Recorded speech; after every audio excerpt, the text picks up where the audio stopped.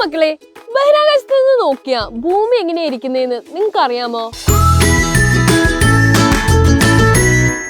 മക്കളെ, ഇതാണ് ഗ്ലോബ്, ഭൂമിയുടെ ത്രിമാന മാതൃക. നിങ്ങൾ ഇതിൽ ഏറ്റവും കൂടുതലായിട്ട് കാണുന്ന നിറം എന്ന് പറയുന്നത് നീലയായിരിക്കും അല്ലേ? എന്തുകൊണ്ടാണ് ഈ നീല നിറം? ഭൂമിയിലെ സമുദ്രത്തെ കാണിക്കാൻ വേണ്ടിയിട്ടാണ് നീല നിറം നൽകിയിരിക്കുന്നത്. കരയേക്കാൾ കൂടുതൽ ഭൂമിയിലെ സമുദ്രമാണല്ലോ, അതുകൊണ്ടാണ് നീല നിറം നമ്മൾ ഏറ്റവും കൂടുതലായി കാണുന്നത്.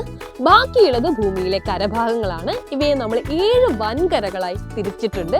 7 വൻകരകളിൽ ഏറ്റവും വലിയ വൻകരയായ ഏഷ്യയിലാണ് നമ്മുടെ രാജ്യമായിട്ടുള്ള ഇന്ത്യ സ്ഥിതി ചെയ്യുന്നത്.